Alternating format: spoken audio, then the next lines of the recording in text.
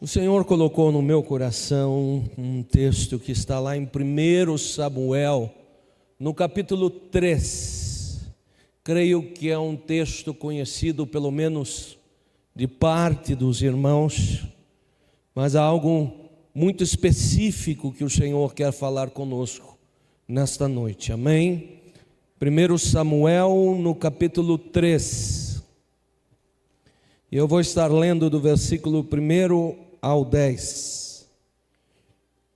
Diz assim a palavra do Senhor: Samuel ainda era menino, mas continuava a servir ao Senhor, sob a direção de Eli.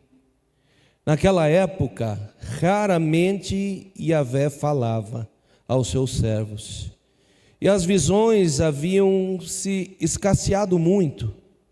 Certa noite, Eli, cujos olhos estavam ficando tão debilitados que já não conseguia mais enxergar, estava deitado em seu lugar de costume. Samuel dormia na tenda sagrada de Yahvé, onde ficava a arca da aliança, e a lâmpada de Deus ainda estava acesa. Então, Yahvé, o Senhor, chamou o menino: Samuel, Samuel. Ao que ele respondeu: eis-me aqui.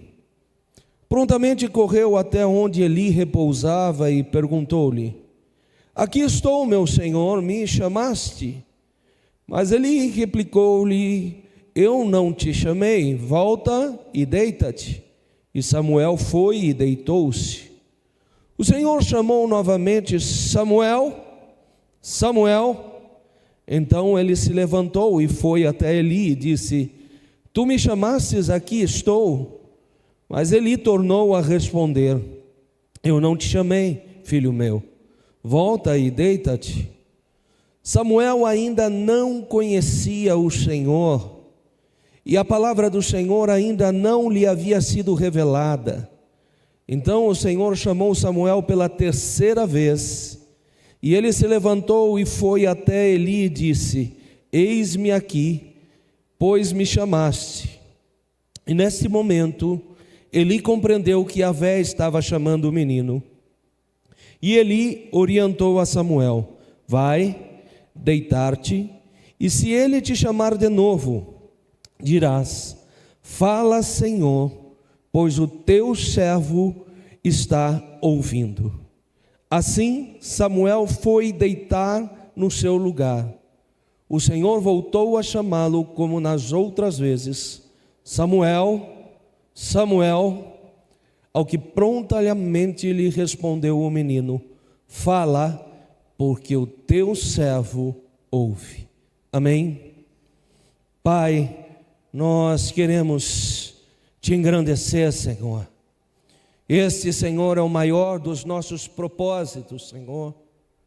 Pai, nós te louvamos pela comunhão que nós temos aqui, pela amizade constituída com cada irmão, pelo carinho, pelos aconselhamentos, por toda a direção, por todo o louvor. Mas, Senhor, acima de tudo, há um foco principal, e esse foco é sempre o Senhor, ó Pai. E porque o Senhor levantou, Senhor, teus servos, Senhor, para que eles falassem da tua palavra, não de uma palavra morta qualquer, mas de uma palavra viva que ressoa, Senhor, por toda a eternidade, Senhor. Aqui estou, Senhor, constituído pela tua graça, Senhor, mas, ó Pai, inteiramente disponível ao teu querer, Senhor. Não a mim, Senhor, não por mim, mas pelo que tu és, Senhor. Fala com teu povo, Senhor. Direciona os corações, prepara esse ambiente agora, Senhor. Tira toda a distração. Ó Pai, move agora, Senhor, direcionando cada mente, cada coração. Derrama a tua autoridade neste lugar, Senhor, para que a tua palavra tenha um exercício eficaz em cada um de nós, ó Pai, e nós te agradecemos por tudo, em nome de Jesus. Amém? Como o pastor Batelli gosta sempre de fazer, a gente que é da área do ensino, a gente gosta de seguir aí, meio cada um o seu estilo, né? E eu gosto primeiro de contar um pouco da história, para que vocês entendam o que acontecia naquele tempo. E na sequência nós vamos fazer a associação, nós vamos trazer para o nosso tempo. Ou seja, Deus, por que o Senhor deixou essa história aqui? Não é? Houve tantas histórias que aconteceram no meio do teu povo e que não ficaram registradas na palavra, algumas em livros históricos, algumas outras tantas nas memórias de homens de Deus. Mas quando o Senhor escolhe algumas histórias determinadas, Ele está dizendo algo: olha, eu quero que essa história, esse entendimento, ressoe por todo o tempo dessa terra. Então, você pode se perguntar, mas pastor, que época era essa? Veja, a Bíblia, se nós seguimos uma cronologia, ela vai ser dividida em alguns períodos, não é? Por exemplo, nós temos o período dos patriarcas, dos pais, né? Nós temos Abraão, nós temos Isaac, nós temos Jacó. Nós tivemos alguns períodos onde Deus levantou alguns líderes específicos, como por exemplo, Moisés, Josué. E logo após a vida de Josué, o povo estava um pouco fora de direção. Então Deus levanta alguns homens que são intitulados como juízes, que vão trazer a direção ao povo de Deus. Mas quando vai chegando perto do final desse período de juízes, nós vamos descobrir que o penúltimo juiz se chamava Eli, que por coincidência também era um sumo sacerdote. E como último juiz, como assim entende alguns estudiosos, nós temos então Samuel, que não só foi o último juiz, mas foi também um profeta. Olha que interessante, nós estamos falando de um período de um juiz que exercia o sacerdócio, e agora nós vamos entrar num período de um juiz que exerce o profético. Uma mudança de estrutura, uma mudança de geração, uma mudança em que Deus, sendo dinâmico, vai trazer uma novidade da forma como as coisas aconteciam lá.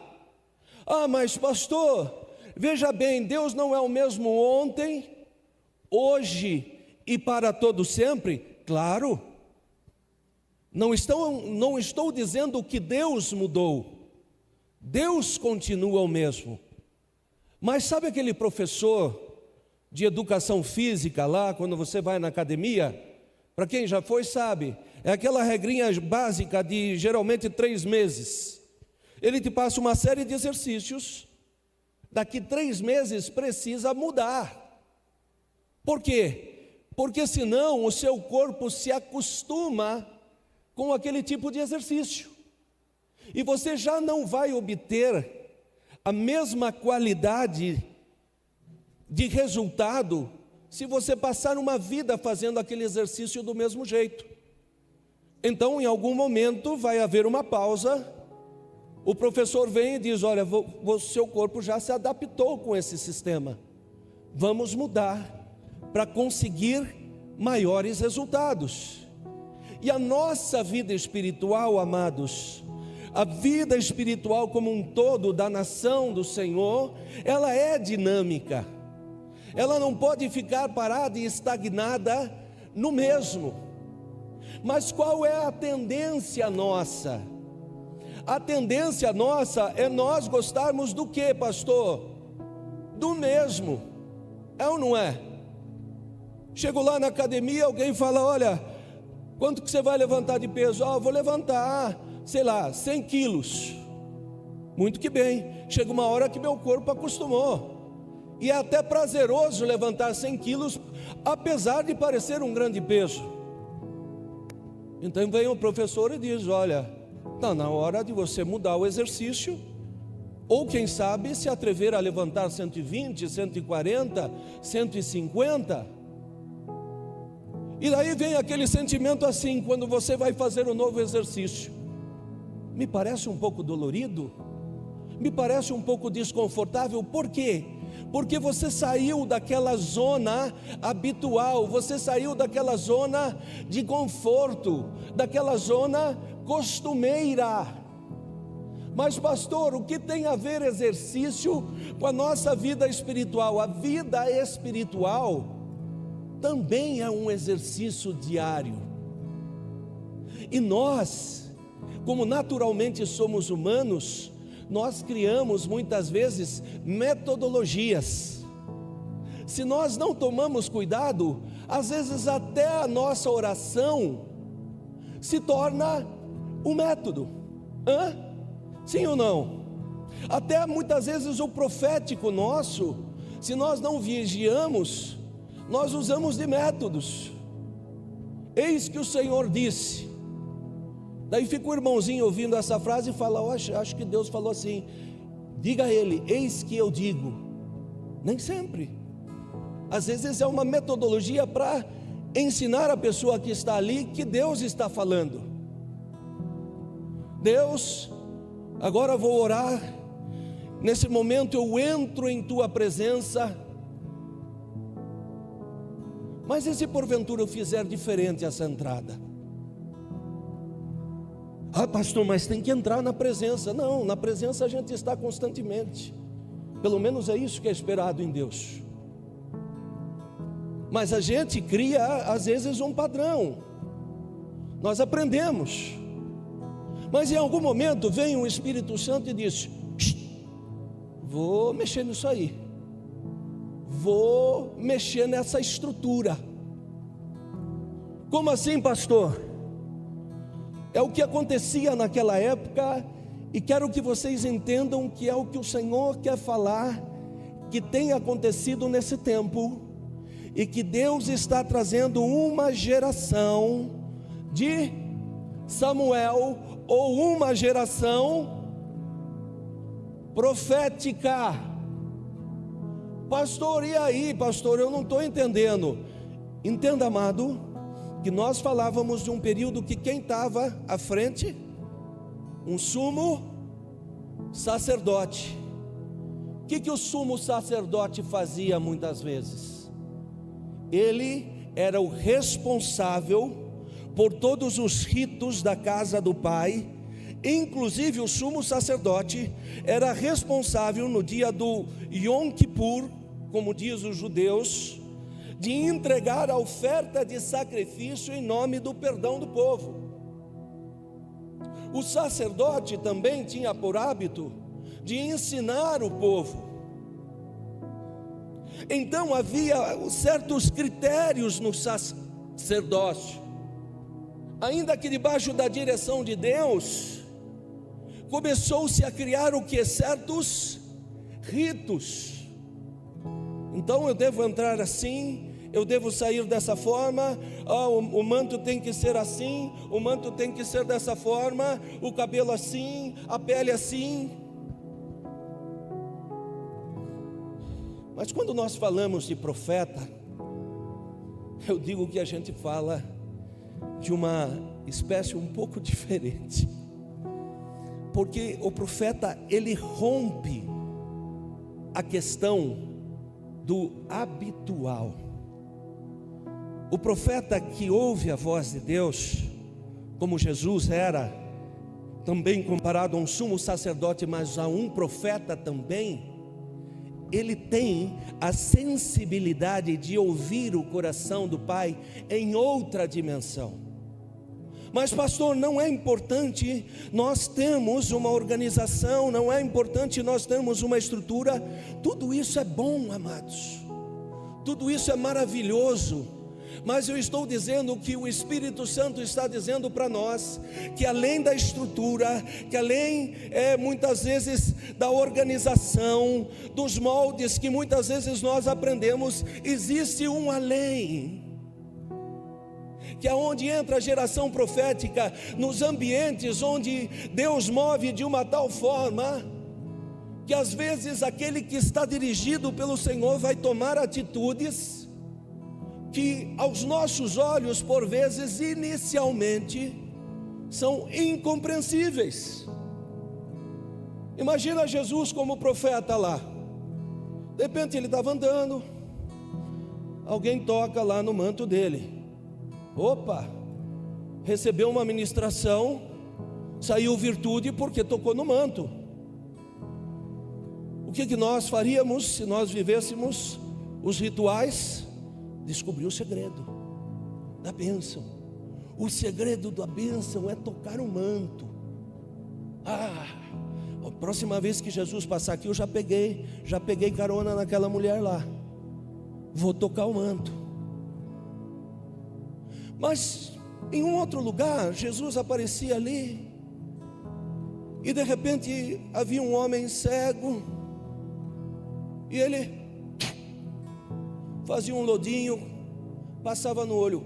Amados, vamos ser sinceros, se coloca lá naquele lugar, você lá no dia assistindo a coisa, você chega, olha, Jesus, eis aí o meu parente, eis aí o meu amigo, ele é cego, Jesus, eu sei que o Senhor pode curar.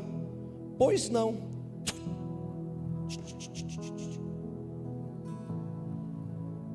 Como é que você ia encarar a coisa? Pastor, inicialmente eu ia tomar um choque. Eu ia falar, pô Jesus, no outro o Senhor diz, a tua fé te curou. No meu parente o Senhor foi lá e fez um lodo de guspo. Oh pastor, oh Jesus, que tratamento diferente é esse? Mas quem anda pelo Espírito entende que Jesus não fez uma digital sequer igual.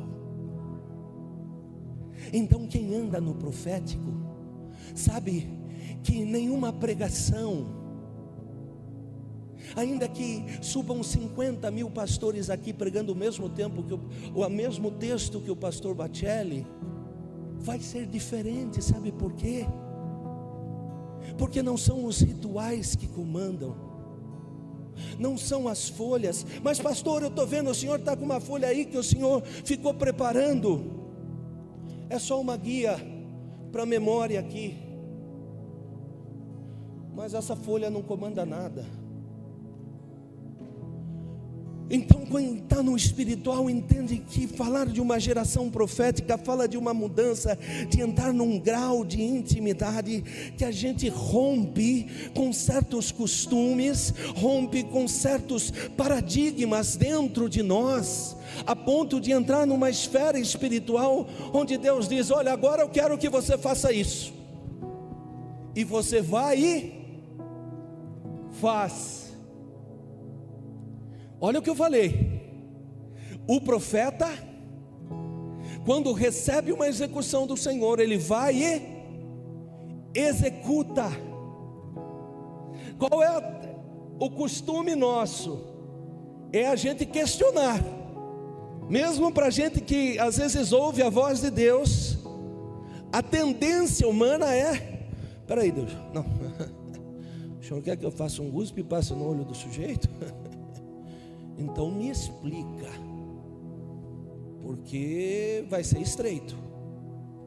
Como é que eu vou fazer isso? Como é que eu vou chegar num culto e de repente estar tomado numa presença tão grande profética, e como pastor falar, gente, olha, esquece hoje a palavra. Eu sei que foi preparada uma palavra, mas Deus disse que hoje é adoração. Estou subindo aqui para ministrar o louvor. Daí vem o Espírito Santo e diz, ó, para tudo, vai para a palavra. Não, mas pastor, não foi o combinado. O combinado é primeiro o louvor, depois o dízimo, depois, pastor, a palavra, depois o encerramento. Pastor, tem métodos, tem maneiras. Tudo isso é bom, tudo isso ajuda a organizar o trabalho, tudo isso tem sim um propósito, mas nunca podemos esquecer do afinamento na intimidade de Deus, para que se algum dia Deus dizer assim, ó, hoje é diferente,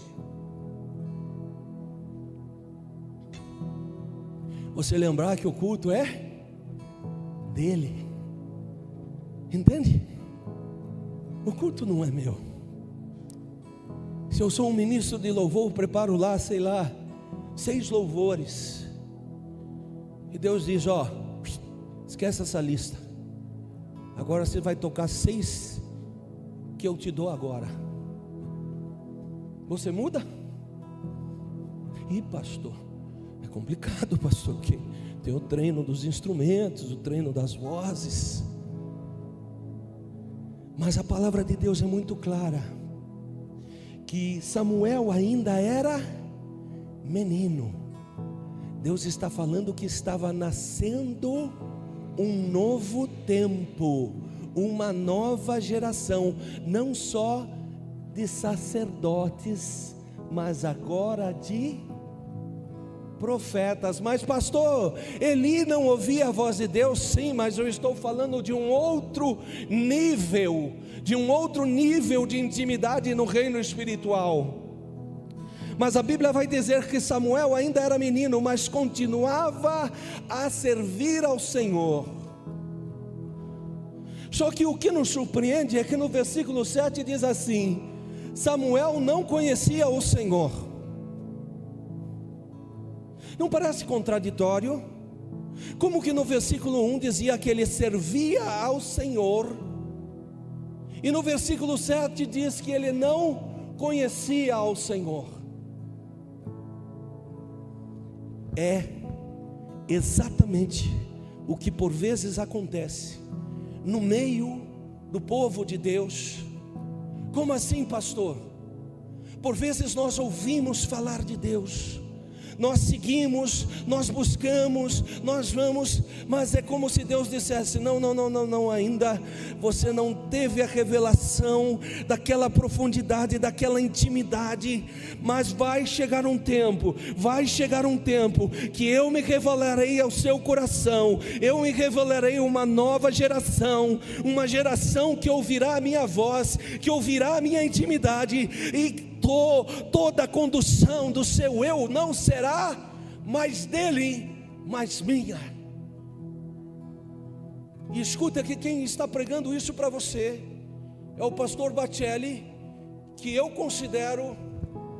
me considero uma pessoa extremamente racional, que muitas vezes na minha forma de ser gosto de organização, gosto de preparar as coisas.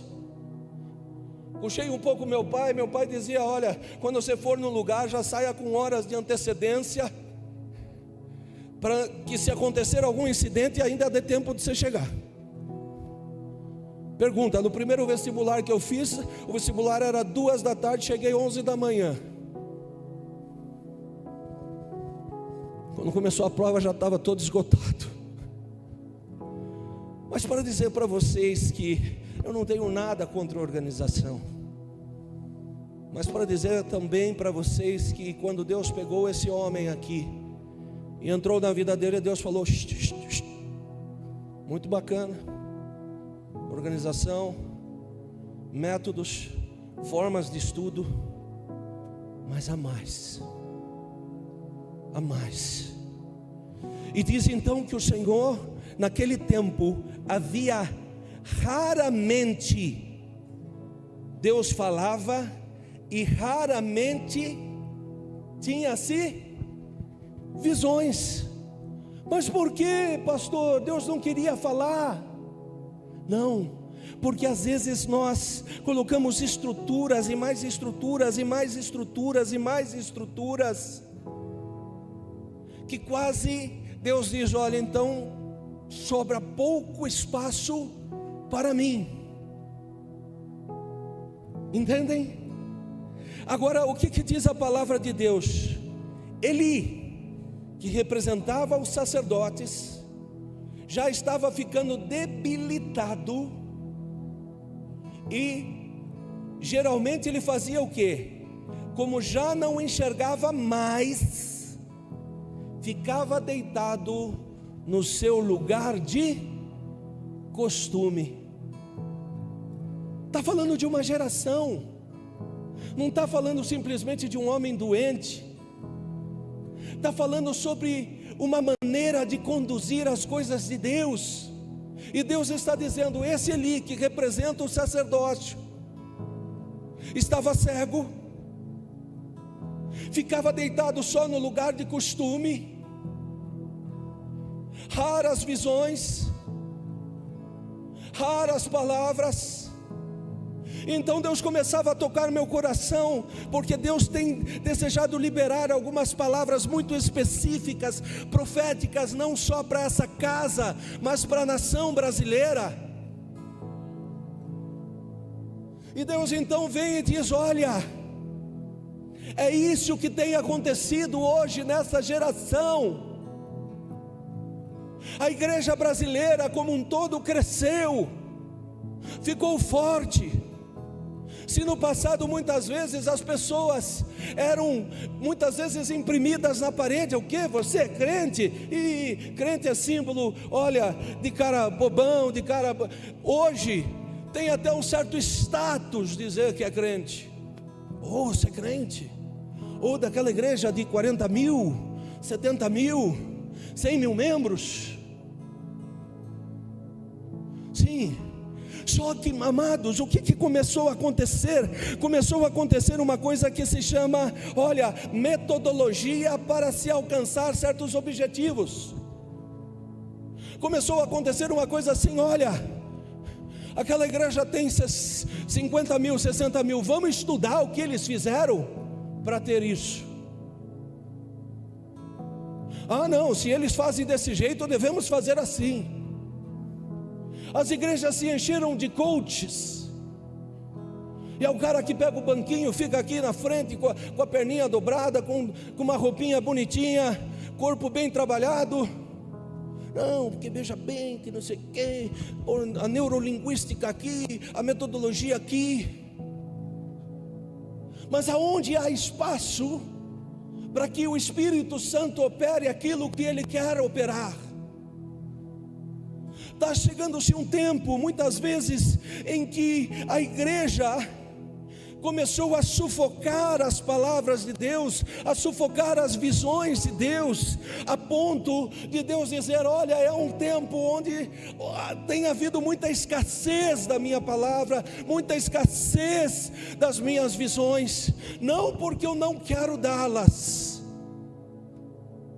mas porque houve um corromper no sacerdócio, houve um corromper no ensino. E às vezes, se vem alguém espiritual e diz: olha, Deus falou assim, às vezes ele é até colocado num canto. O que é isso? Isso não vai funcionar, não foi Deus que te deu, não. Mas a palavra de Deus diz: Samuel dormia, e a lâmpada de Deus ainda estava acesa. Ou seja, Deus não espera esgotar, Deus não espera a morte de todos, mas Deus vem quando taca a luz ali, sabe? E agora, Deus? E agora, Deus, para quem a gente se socorre? E agora, Deus, o que eu faço com as metodologias, com a maneira como eu aprendi, e que deu certo durante tanto tempo, mas não está dando mais certo agora? O que eu faço, Deus? E Deus vem: Samuel, Samuel.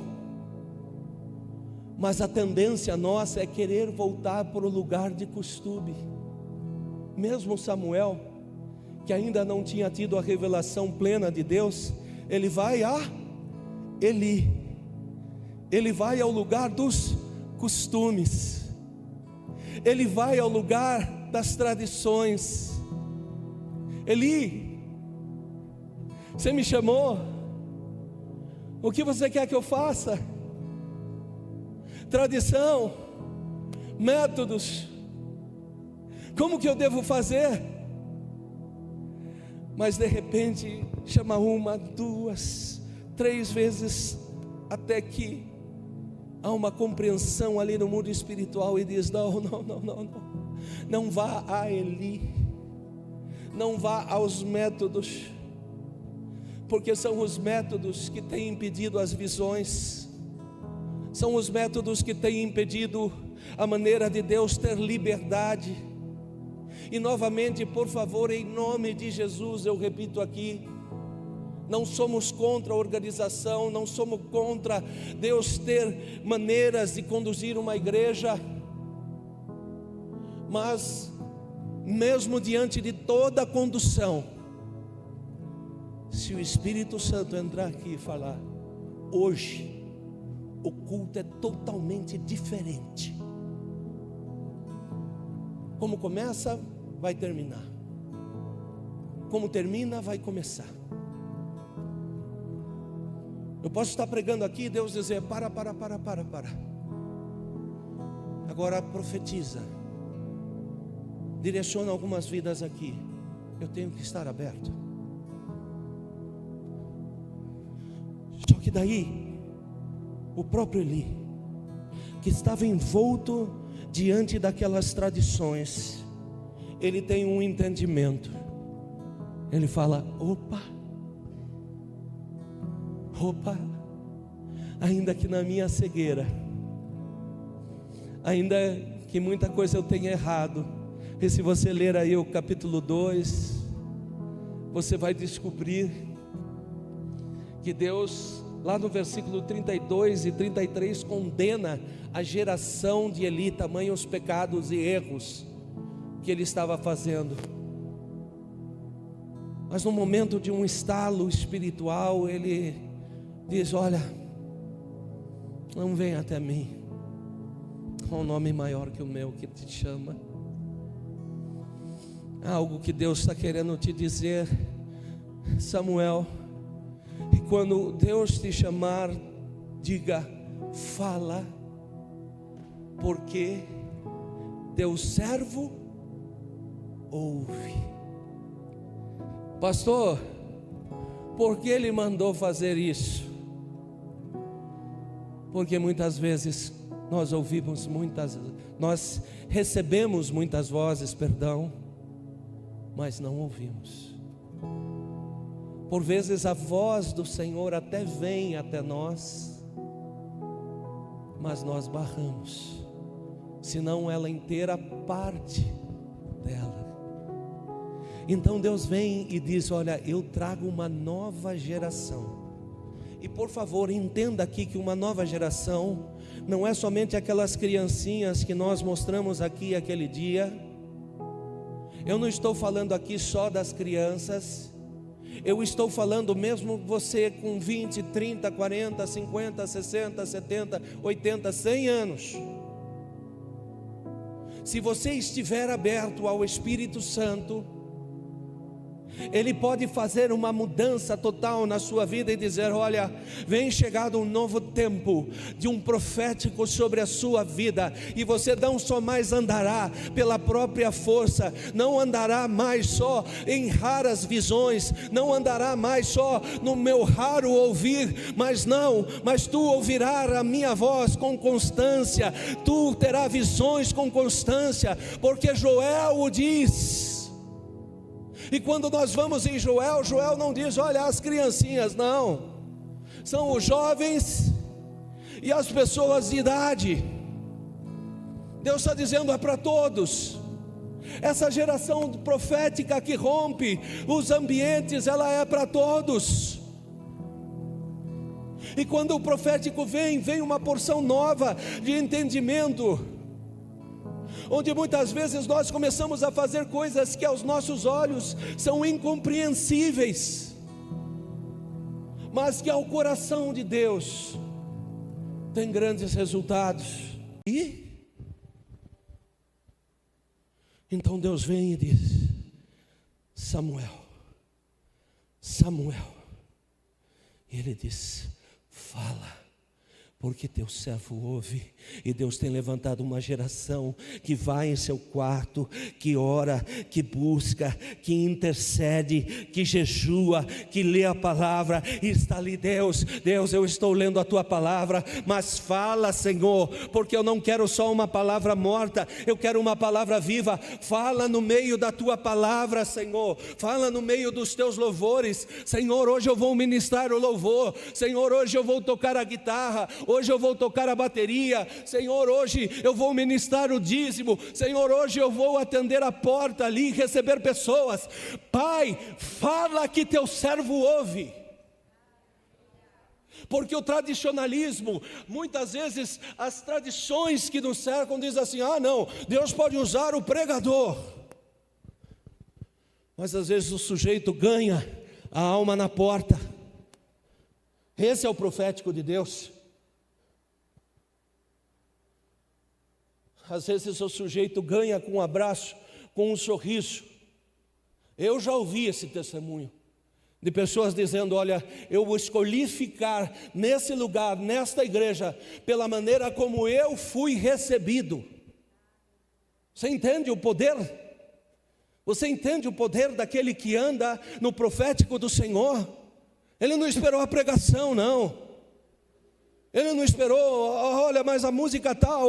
Não. Onde Deus vai me usar? É na porta? Ah não, hoje você vai ser usado para fazer a faxina. Ah não, mas aí também não. Onde é que Deus vai me usar fazendo faxina na igreja? Daí chega alguém de fora e fala: puxa vida, esse aí não é aquele que às vezes até prega na igreja? Está fazendo faxina? Poxa, coração quebrantado. Então essa casa tem Jesus. Então, não é o que você vai fazer, ou se você está no altar ou na porta, ou até mesmo fora da igreja, está no seu trabalho, na sua escola, nos ambientes aonde você estiverem. Mas se você estiver ali: Pai, estou aqui viajando, fala que teu servo ouve. O pessoal às vezes acha o pastor meio diferentão assim, eu tenho umas ideias meio diferentes assim. Esses dias a gente estava viajando, né? Minha esposa sabe. Só que eu ficava ali dentro do ônibus. A última viagem que a gente fez foi de 13 horas de ida e 13 de volta. A perna estava dolorida dentro do ônibus. Mas eu ali: Deus, onde passar esse pneu? Põe, Senhor, a sua autoridade. Senhor, marca esse território como seu. Senhor, não é meu pé que está passando, é o pneu do carro, mas meu pé está em cima do pneu. E o Senhor vai marcando. Pastor, que oração doida. Que oração diferente. Libera aquilo que Deus colocou no seu coração. Talvez Deus não fale exatamente a mesma coisa com você, mas sabe, não tenha vergonha de se atrever naquilo que Deus colocou dentro de você. Pastor, Deus me levantou para falar no ambiente tal. Se você tem essa segurança no Senhor, se você tem esse profético do Senhor, vai e faça. Não tenha medo.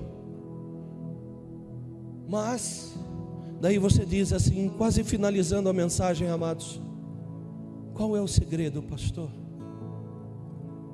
Qual é o segredo para que a igreja entre numa geração profética? O pastor hoje falou que Deus tem uma promessa. O que nós temos que fazer? Você volta no capítulo 1. O capítulo 1 vai falar de uma mãe que era estéril, de nome Ana. Ela poderia ter aceitado a esterilidade dela, mas a Bíblia diz que ela intercede a tal ponto que acharam que ela estava até embriagada, Que é isso? Que tipo de choro é esse? Parece que está até embriagada, está gaguejando até para chorar. Que choro estranho, que forma estranha. Ô mulher, isso é hora de se beber? Não, meu Senhor, eu estou colocando o meu coração diante do Pai para que Ele me conceda, e aquilo que Ele me conceder, um filho, ele será do Senhor. Como está seu preparo? Você já recebeu uma promessa. Deus quer trazer Samuel dentro da sua casa. Pastor, quer dizer que eu vou ficar grávida? Não, expande o entendimento, ok? Mesmo que você tenha aí 80, 90 anos, não estou falando de uma gravidez somente física, estou falando de uma gravidez espiritual. E se você é homem, não estranhe se eu falar também que você vai ficar grávido de sonhos espirituais. Deus, mas eu sou homem. A tradição, as normas dizem que é a mulher que gesta. Não, no reino espiritual o homem gesta também. Homem gera através de orações, de intercessão. E Deus diz, vai. Ah, mas Deus, parece que não chega esse Samuel. Deus, parece que as tuas promessas não chegam. Deus, eu já ouvi falar tanto. Eu vou na igreja e falo, e dizem, e acontece. Mas Deus, eu me sinto um estéril. Deus, eu me sinto uma estéril espiritualmente, Pai. E Deus diz, não ceda, porque eu tenho um compromisso com minha palavra. Não é simplesmente um compromisso com homens, é um compromisso com a palavra. O que Deus tem gerado dentro de você? O que você tem ouvido a falar por vezes meses, anos, que Deus vai te usar? Que Deus vai trazer uma nova porção, que Deus vai converter a sua família, que Deus vai romper em medos seus, traumas seus. Não olhe para trás, siga. Quem conhece esse pastor aqui na frente, sabe que na minha natureza eu sou uma pessoa tímida. Às vezes o pessoal até brinca, ô pastor, aqui embaixo o senhor parece outro do que lá em cima. Lá em cima o senhor pula, vai para cá, vai para lá. Aqui o senhor é mais reservadão. Esse é o mistério de Deus. Deus pega os incapacitados, Deus pega às vezes um cara tímido e fala, quer saber o que o pessoal está dizendo aí? Não, ele é tímido, não vai nunca falar lá na frente. Então, vem cá, agora eu escolhi que você vai falar. Mas eu fiquei ali, oh Jesus, quando o dia chegar, não, Deus, o Senhor falou que eu vou falar. Então, primeira coisa, eu vou estudar o que falar. E Deus foi falando comigo, e eu fui entendendo, eu falei, agora eu comecei a conhecer a palavra. Mas agora, Senhor, o Senhor está dizendo para mim, que quer revelar uma palavra viva. Uma palavra viva. Nessa noite eu quero orar por você. Eu quero liberar essa palavra sobre esta casa. É uma palavra que o Senhor tem a essa nação. Mas esta casa é privilegiada porque ela tem sido pioneira em muitas dessas palavras. Há muitos ambientes que não se chegou a essa palavra. E se eu pudesse contar aqui com alguém do louvor, alguém que pudesse ministrar um louvor rapidamente, eu sei que está próximo aí do horário. E eu quero te fazer um convite. Se você desejar vir à frente, venha. Ou se você disser, pastor, eu farei daqui da onde estou. Você ouviu hoje que Deus está trocando a geração. Você ouviu hoje que não se trata de pegar pessoas adultas e idosos e deixar de lado e falar: agora eu vou trabalhar só com criança. Não. É trocar uma geração dentro de nós mesmos. O que é difícil para você? O que muitas vezes você diz assim: Deus, aí é difícil. É difícil. Deus diz no meu profético: tudo que é estéril pode se tornar um ventre que gera. O que é estéril na sua vida? Ah, pastor, vou ter que contar para o senhor. Não, faça uma reflexão dentro de você. O que tem sido estéril na sua vida? Pastor, fui muito traumatizado. Pastor, fui muito cobrado. Meus pais eram muito severos e hoje eu tenho travas, pastor. Pastor, hoje eu tenho medo de falar, eu tenho medo de me expressar, eu me comparo muito com os outros e me acho sempre o menor, acho sempre que os outros podem fazer e eu não. Pastor, eu vejo o tempo passar e olho para a minha idade e acho: mas eu já sou um trintão, um quarentão, um cinquentão, um sexagenário, e acho que o tempo já passou e é só para a garotada, para os adolescentes. Não, Deus diz: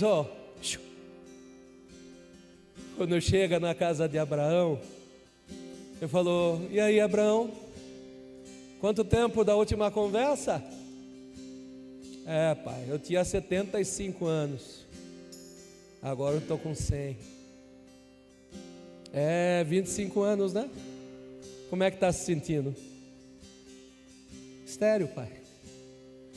Estéril.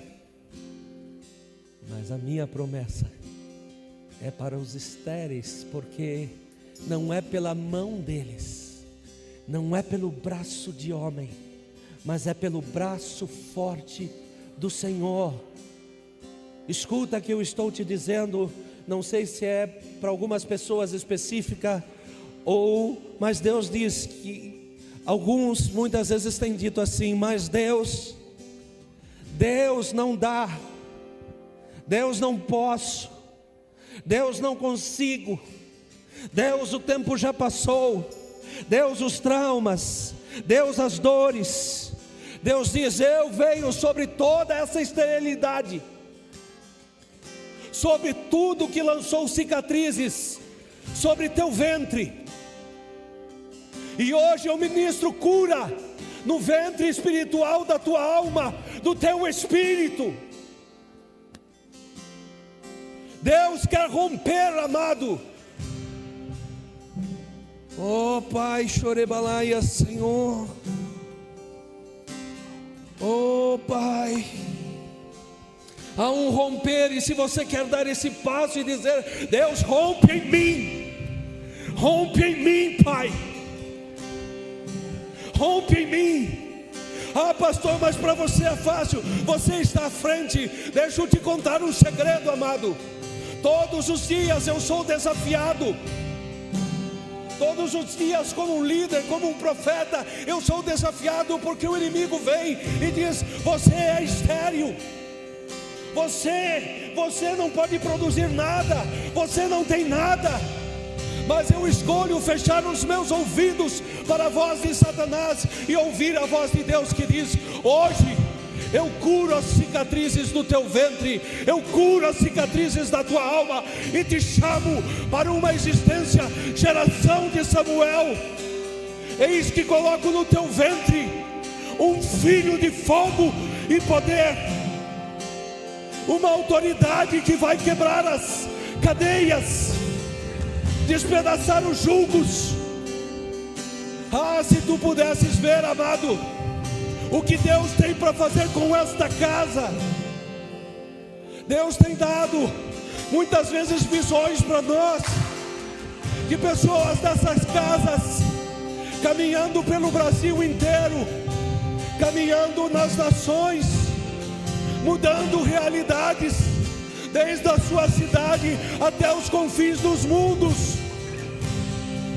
Deus tem dito: olha, fala para eles que o Samuel já existe dentro de mim, mas hoje eu pego do meu coração, da minha mente, e introjeto dentro do ventre deles. Oh, barabalaba subrianaia, Senhor.